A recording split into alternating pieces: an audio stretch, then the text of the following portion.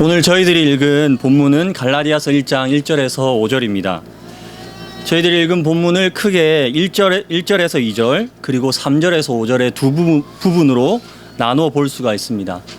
먼저 첫 번째 부분인 1절에서 2절은 편지의 수신자와 편지의 발신자에 대해서 자세하게 알려주고 있습니다.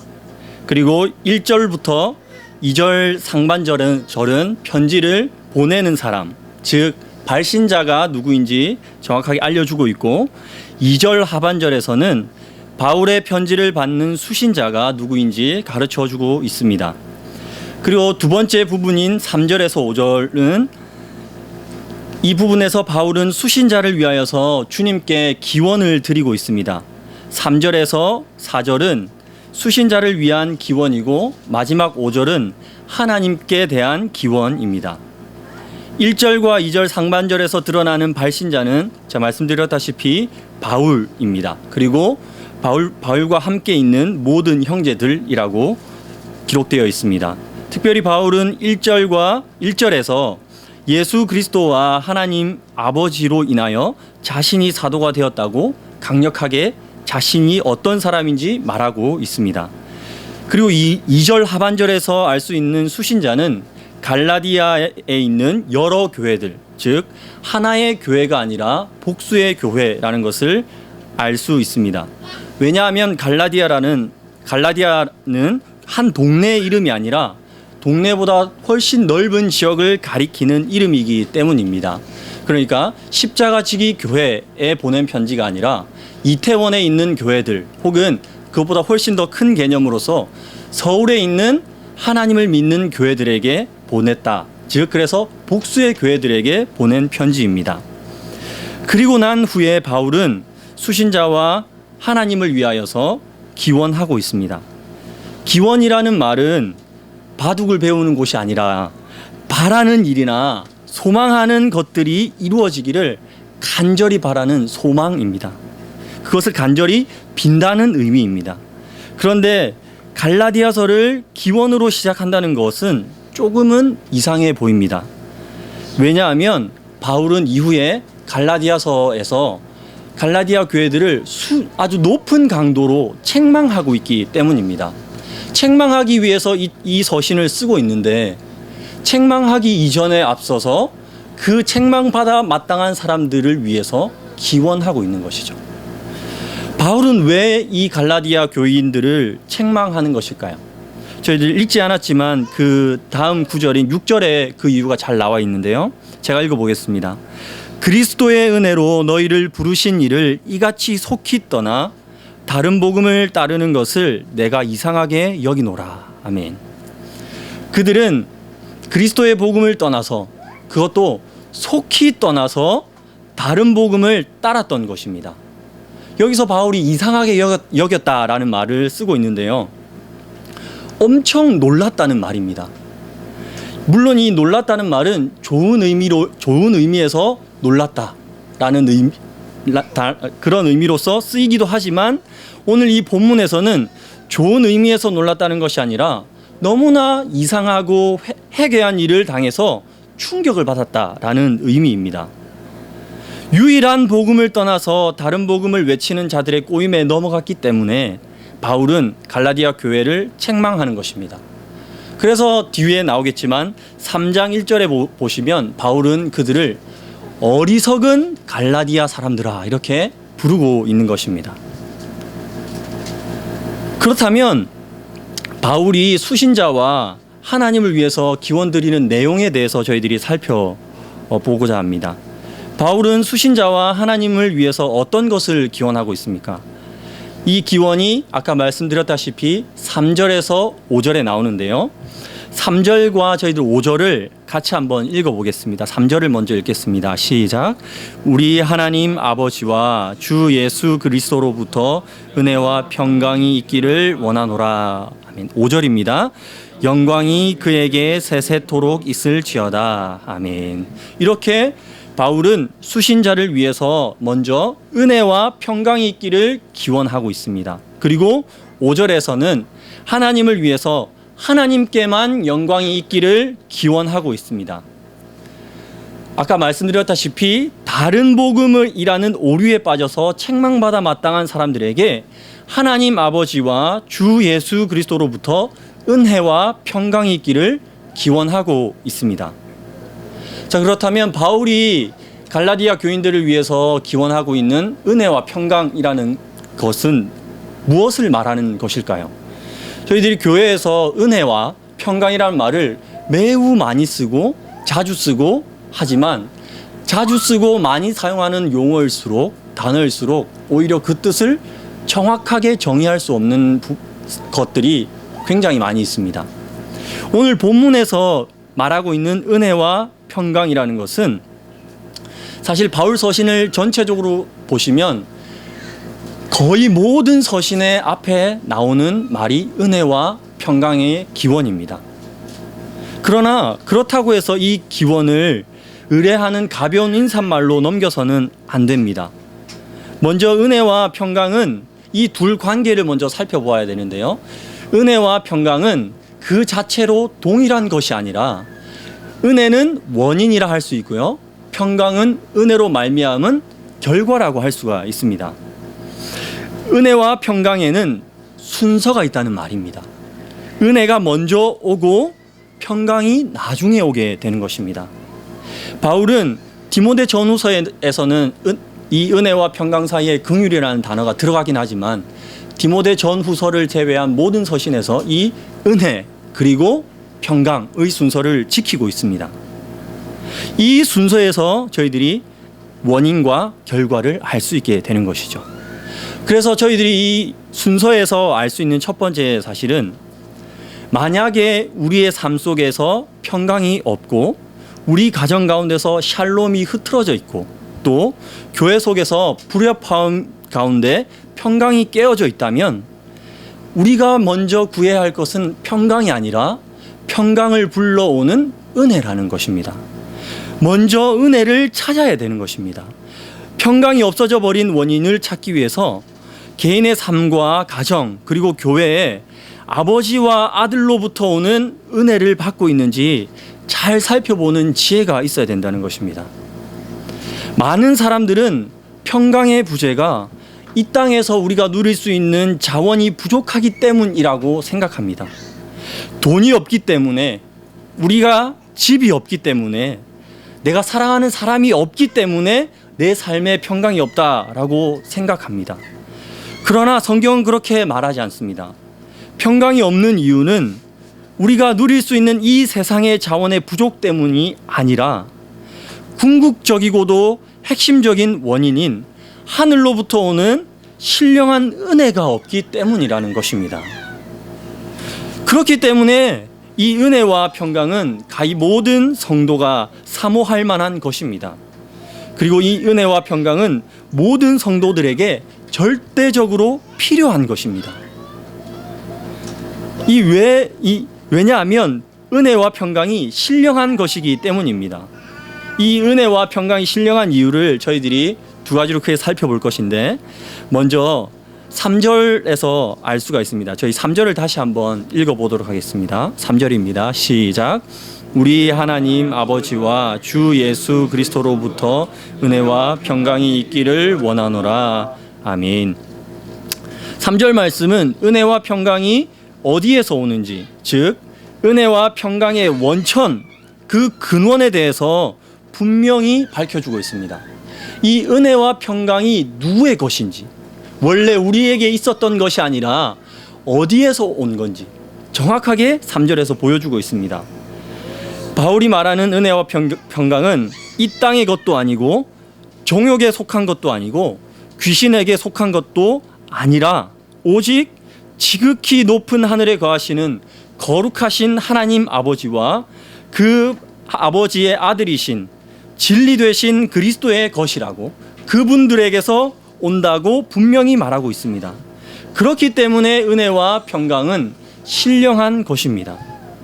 이 신령한 은혜와 평강은 하나님 아버지와 그리스도의 것이라고 분명히 바울이 말하고 있는데, 먼저 저희들이 성부 하나님에 대해서 먼저 살펴보겠습니다. 오늘 바울은 4절에서 은혜와 평강이 거룩하신 하나님 아버지의 것인 이유를 이렇게 말합니다. 그리스도께서 하나님 곧 우리 아버지의 뜻을 따라, 하나님 곧 우리 아버지의 뜻을 따라. 즉 이 말씀대로 은혜와 평강은 하나님 아버지의 뜻을 따라 된 것이기 때문에 하나님 아버지의 것이고 신령한 것이라는 것입니다. 만약 성부 하나님의 뜻이 없었다면 우리에게 신령한 은혜가 올 수 없었을 것이며, 만약 하나님 아버지의 계획하심이 없었다면 죄로 죽었던 우리에게 생명은 없었을 것이고, 시체와 같은 우리의 영혼에는 더러운 구더기만 득실거렸을 것입니다.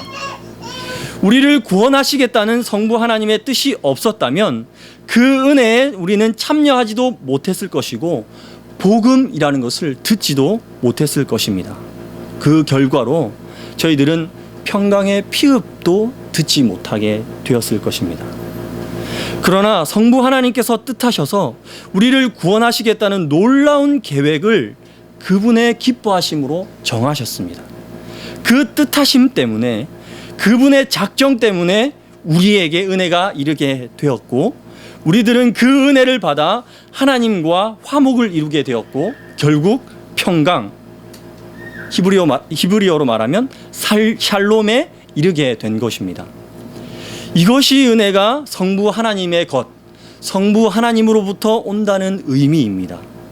그리고 그 다음으로 은혜와 평강은 성자 하나님, 즉 주 예수 그리스도로부터 오는 것입니다. 그 이유를 4절에서 또한 잘 설명하고 있는데요. 4절을 다시 한번 읽어보도록 하겠습니다. 4절입니다. 시작. 그리스도께서 하나님 곧 우리 아버지의 뜻을 따라 이 악한 세대에서 우리를 건지시려고 우리 죄를 대속하기 위하여 자기 몸을 주셨으니. 아멘. 성부 하나님의 뜻은 타락한 악한 세상 가운데서 성도를 건져내시는 것, 즉 구원이었습니다. 그리고 성부 하나님께서 정하신 것이 있는데, 그것이 바로 이 놀라운 구원을 이루기 위한 방법으로 그리스도의 죽음, 곧 십자가의 대속을 예비하셨습니다. 우리를 악한 세대에서 건져내시기 위하여서 하나님은 아들을 구속주로 정하셨고, 그리스도는 우리의 죄를 대속하기 위해서 자기 몸을 주셨다고 기록하고 있습니다. 이 대속의 교리는 기독교의 여러 교리들 가운데서 정말 중요한 교리입니다. 정말 중요하고도 핵심적인 교리가 바로 이 대속의 교리입니다. 물론 저희들이 대속의 교리를 생각해 볼 때 우리에게는 정말 낯설고 저희들과 정말로 거리가 멀어 보입니다. 인디안들을 위해서 선교했던 데이비드 브레이너드의 생애와 일기의 서문에 보면요, 원주민들에게는 법에 대한 개념이 없기 때문에 누군가가 다른 사람을 위해서 대속한다는 개념은 너무나 생소한 것이었습니다 라는 기록이 나옵니다. 이 기록이 말하고 있는 것은 대속의 교리가 인디언들에게 매우 생소하다라는 의미입니다. 그러나 이 대속의 교리는 인디언이든 우리와 같이 문명 세계에서 사는 사람들이든 모든 사람들에게는 낯선 것입니다. 그 이유는 이 대속의 방법과 그 모든 은혜들이 사람이 만들어낸 것이 아니기 때문입니다. 사람에게서 나온 것이 아니기 때문에 이 대속의 교리는 모든 사람들에게 낯선 것입니다. 그러나 이 한편으로 잘 생각해 보시면 낯설다는 것이 우리에게 필요 없다라는 것은 아닙니다. 신생아들이 태어나게 되면 그 신생아에게는 베네 쪼고리라는 것이 매우 생소합니다. 낯선 것입니다. 그러나 그 갓 태어난 아이의 체온을 유지하기 위해서 베네 쪼고리는 비록 그에게 생소할지는 모르지만 반드시 필요한 것입니다. 또 그 아이가 그 베네 쪼고리의 힘을 입어서 그 따뜻함으로 인해서 자랍니다. 자라고 유아가 되어서 곧 이제 병원에서 예방 주사를 맞게 됩니다. 예방 주사라는 것은 뱃속에서 한 번도 맞아본 적이 없습니다. 그 주사 바늘은 그 아이에게 너무나 생소한 것입니다. 그러나 그 생소하다는 의미가 그 아이에게 필요하지 않다는 의미는 결코 아닙니다. 그 아이의 건강을 위해서 비록 낯선 개념이지만 우리에게 대속의 교리가 반드시 필요하다라는 것입니다. 그리고 또한 역사적으로도 이 대속의 교리의 중요성을 알 수가 있는데요. 이 대속의 교리가 혼탁해질 때 교회는 타락했습니다. 구속한 주님이 사라졌을 때 부와 재물과 명예와 이 세상 그리고 나만 보이게 되었던 것입니다. 주님의 십자가보다 자신이 더 커 보이거나 또는 자신의 타락이 주님보다 훨씬 더 커 보이기 시작하면 자기 스스로 주님의 십자가에 무엇인가를 더 보태야만 한다는 공로주의 사상이 들어오게 되었던 것입니다. 그렇게 대속의 교리, 그 십자가의 구속의 은혜를 잊었을 때에 교회는 역사적으로 타락했던 것입니다. 그러나 이것들은 성경이 말하는 참된 복음이 아닙니다. 바울이 로마서에서 말했듯이 일하는 자에게는 그 삭시 은혜로 여겨지지 아니하고 보수로 여겨집니다. 은혜는 사람이 만들어내서 사람에게 속한 것이 아니라 이 땅에서 어떤 일을 해서 이루어지는 것도 아닙니다. 갈라디아에 있던 거짓 선생들이 퍼뜨렸던 다른 복음에는 그리스도의 완전한 대속이라는 절대적인 은혜의 복음이 빠져 있었습니다. 그래서 그들은 인간이 무엇인가를 지키고 행동을 해야만 완성되는 완전히 다른 의미에서의 복음을 전했던 것입니다. 즉 대속의 은혜를 빼버렸던 것이죠.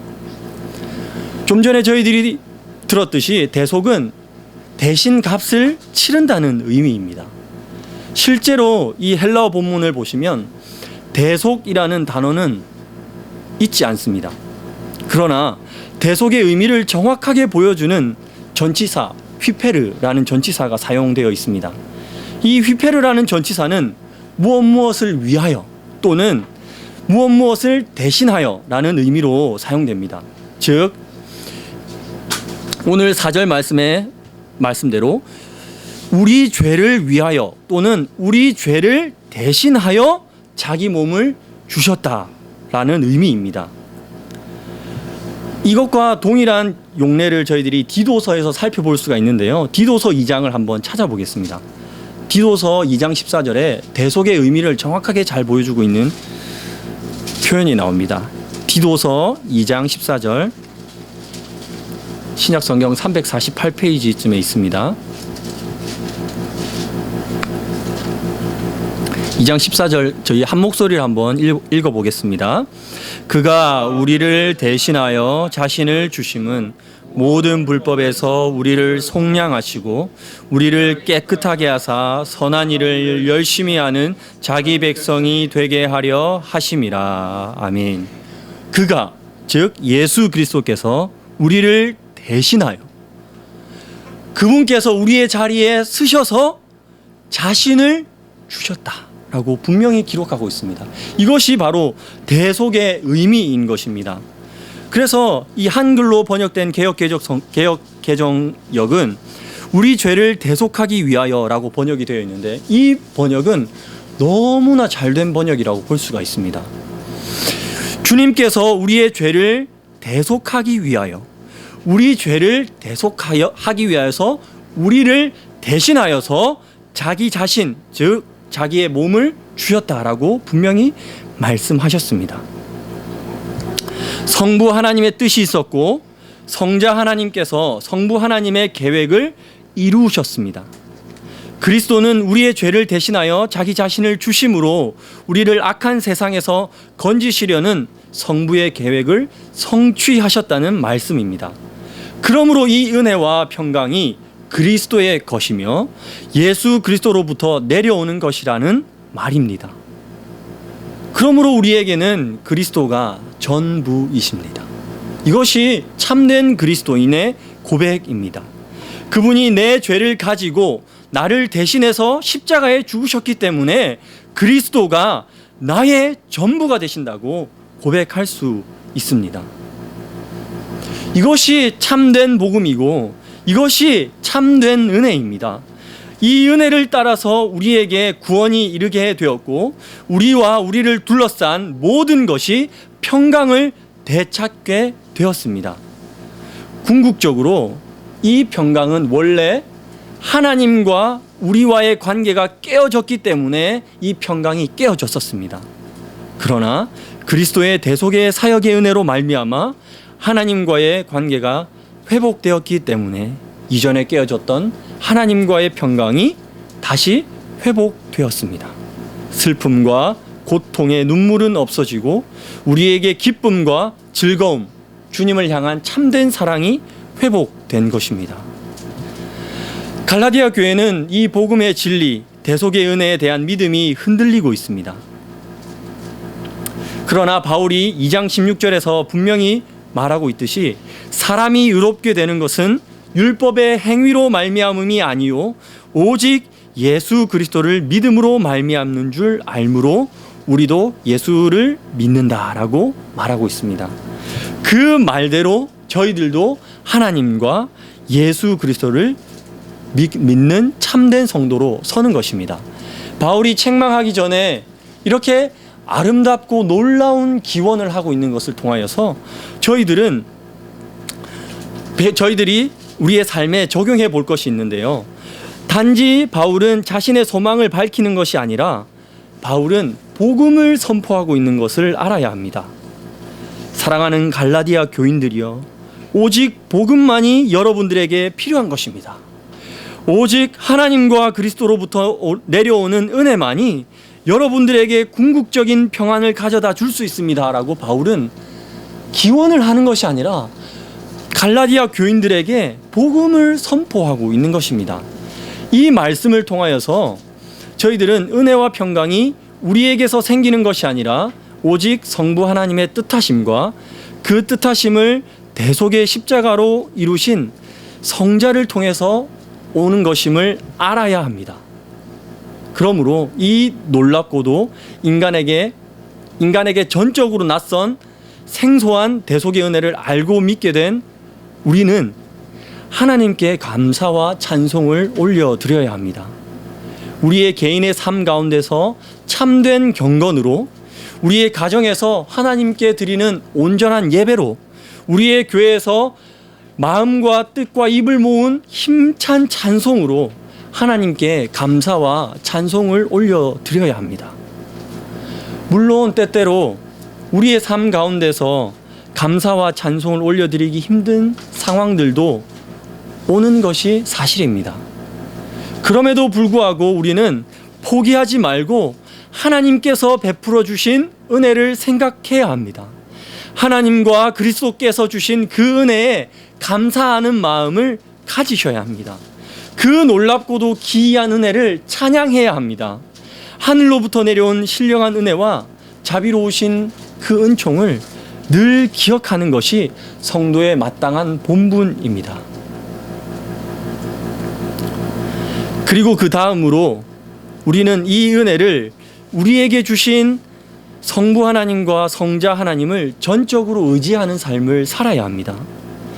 성부와 성자가 은혜와 평강의 근원이심을 굳게 믿고 의지하셔야 합니다.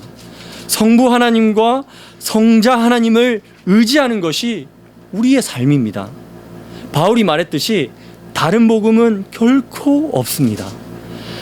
아무리 이 세상이 다른 좋은 것과 우리의 입맛에 달콤해 보이고 우리의 눈에 보암직하며 우리를 지혜로운 사람으로 만들어줄 것과 같은 다른 것들을 고안해서 우리를 유혹한다 할지라도 우리는 절대로 넘어가서는 안 됩니다. 오직 성부와 성자 하나님께서 주시는 그 은혜를 의지하고 그 은혜 그 자체이신 성부와 성자 하나님을 사랑하는 사람들이 되어야 하는 것입니다. 우리는 신앙에 있어서 더 단순해지고 한편으로는 조금 미련해질 필요가 있습니다. 우리를 살리는 은혜는 하늘에서 오는 것임을 신뢰하고 조금은 바보 같아 보이고 미련해 보인다 할지라도 생명의 길이요 진리의 길이신 예수 그리스도를 의지하고 그분의 그 대속의 은혜가 우리에게 가장 좋은 길임을 확신하셔야 합니다. 하나님을 경외하고 주님을 신뢰하고 의지하는 것이 우리에게 가장 좋은 길임을 저희들은 또한 확신해야 합니다. 마지막으로 지난주에 제가 아는 목사님께서 자녀 교육에 대한 그 본인의 경험을 말씀해 주신 것을 잠깐 나누고자 합니다. 목사님의 큰딸이 지금 이제 학교에서 교사로 학생들을 가르치는 사람이 되었는데, 목사님이 그렇게 이 딸이 공부를 할 때, 고등학교, 중학교 때 그렇게 공부를 그만하라고 좀 하셨대요. 네, 그 딸의 소원이 마음껏 공부해보는 게 소원이라고 할 정도로 그렇게 공부를 하지 말라고 말리셨대요. 근데 공부를 잘해서 이제 고등학교 3학년이 돼서 그 학생 상담을 하러 이제 목사님께서 학교를 찾아가셨답니다. 근데 담임 선생님께서 이 아이는 공부를 잘해서 아주 뛰어난 학생이고 아주 좋은 성적으로 S대 같은 아주 좋은 학교를 갈 수 있다, 이렇게 말씀을 하셨대요. 근데 목사님께서 딸에게 계속 교육하신 것이, 너는 총신대를 가는 게 어떻겠니? 총신대라고 이제 신학대학을 가라고 이제 계속 얘기를 하신 겁니다. 물론 신학과는 아니지만 그 목사님의 지로는 아무리 좋은 대학교가 있지만, 그리고 갈 수 있는 능력도 있지만, 하나님을 경외하는 삶을 가르치는 학교가 가장 좋은 학교라고 생각한다. 그래서 너는 다른 좋은 학교를 갈 수 있지만 총신대를 가는 게 어떻겠니? 그렇게 계속 가르치셨답니다. 그래서 결국 총신대학교를 갔대요. 근데 선생님이 그 상담을 하러 갔을 때 이렇게 얘기하는 겁니다. 그 딸아이를 부르면서, 야, 너 겨우 총신대 가려고 그렇게 열심히 공부했니? 겨우 총신대 가려고 그렇게 공부했니? 이렇게 얘기하셨다는 거예요. 근데 그 목사님이 그 선생님이 말하던 그 S대를 나오셨거든요. 근데 자기가 거기 그 경험을 하고 보니까 다른 것보다 하나님을 경외하는 삶, 예수 그리스도를 의지하고 그 은혜를 누리는 것을 잘 가르쳐주는 그 학교가 가장 좋은 학교더라 라는 것을 본인이 경험하고 그 딸에게 가르치셨다는 겁니다. 그래서 그 딸이 이제 학교를 졸업하고 교사로서 학교에서 아이를 가르치는 아주 훌륭한 선생님이 됐다는 이야기를 제가 전해 들었습니다. 그래서 저 같으면 제가 그 얘기를 들으면서 저도 그렇게 해야 되겠다라는 것을 첫 번째 생각했지만, 두 번째로 만약에 제가 S대를 나왔으면 선생님한테 제가 S대를 나왔는데요, 이렇게 얘기했었을 것 같아요. 근데 그 목사님은 그런 말씀 일절하지 않으시고 말씀도 없으시고, 저는 하나님을 경외하는 것을 가르치는 학교가 가장 좋은 학교다라고 생각한다고 말씀하셨다 하더라고요. 오늘 본문을 통해서 저희들은 은혜와 평강에 대해서 생각해 보았습니다. 은혜와 평강은 사람으로부터 혹은 이 땅에서 저희들이 만들 수 있는 것이 아닙니다. 은혜는 오직 하나님과 예수 그리스도로부터 오는 것입니다. 하나님의 뜻하심과 그 뜻하심을 이루신 그리스도의 완전한 사역에 근거한 것이 바로 그 은혜이며, 그 하나님의 은혜로 말미암아 우리의 삶에 평강이 찾아온다는 것을 배웠습니다. 그러므로 성부 하나님과 성자 하나님을 경외하며 온전히 의지하는 삶을 살아야 할 것입니다. 행여라도 우리의 귀에 다른 복음이 들리거나 또는 무엇인가 다른 복음을 찾고 싶은 마음이 든다면 단호히 거부하고 오직 십자가의 대속의 자리로 나아가셔야 합니다. 우리를 대신하여 우리의 자리에 오셔서 우리를 위하여서 우리의 죄를 지고 죽으신, 그리고 부활하신, 지금도 우리를 위하여서 기도하고 계시는 예수님께로 나아가서 그분의 은혜를 받기를 사모하는 성도들 되시기를 간절히 권면드립니다. 제가 잠깐 기도하겠습니다. 사랑이 많으신 아버지 하나님, 감사합니다. 오늘 말씀을 통하여서 은혜와 평강이 하나님과 예수 그리스도로부터 오는 것을 저희들 알게 되었습니다. 비록 저희들이 연약하여 갈라디아 교인들처럼 책망받아 마땅하지만 하나님께서 오늘 이 말씀을 통하여서 저희들을 위로하여 주시니 감사합니다. 아버지 하나님, 저희들 늘 낙심하고 낭망하며 또 때로는 다른 복음에 우리의 귀와 우리의 마음이 기울어질 때가 때론 있습니다. 주님, 저희들